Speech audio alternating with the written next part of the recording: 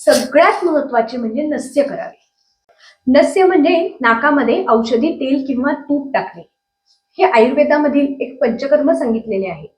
पण हे पंचकर्म इतके सोपे आहे की ते तुम्ही घरच्या घरीही करू शकता. सर्दीमध्ये नजल म्युकोजा म्हणजे नाकाची आतमधील त्वचा ही हायपर सेन्सिटिव्ह झालेली असते आणि म्हणूनच हे औषधी तेल किंवा तूप ह्या नाकाच्या आतमधील त्वचेला सुदिंग करण्याचे काम करते.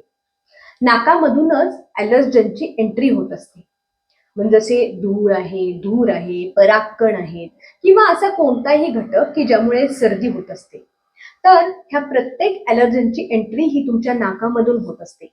अशा वेळेला जर आपण आपल्या नाकाला आतमधून औषधी तेल किंवा तूप असा कोणताही फॅटचा लेअर लावला तर हे ॲलर्जन्स ह्या बाहेरच्या फॅटच्या लेअरमध्ये अडकून बसतात आणि त्यामुळे त्यांना श्वसन संस्थेमध्ये जाता येत नाही आणि सर्दी किंवा खोकला होण्याचे 50% चान्सेस तिथेच कमी होतात. म्हणूनच ज्यांना वारंवार सर्दी होते त्या व्यक्तींनी घराच्या बाहेर जाताना, धुळीच्या संपर्कात येताना, सकाळी उठल्यानंतर किंवा रात्री झोपताना वैद्याच्या सल्ल्याने कोणतेही औषधी तेल किंवा तूप टाकले तर त्याचा नक्कीच त्यांना फायदा होतो.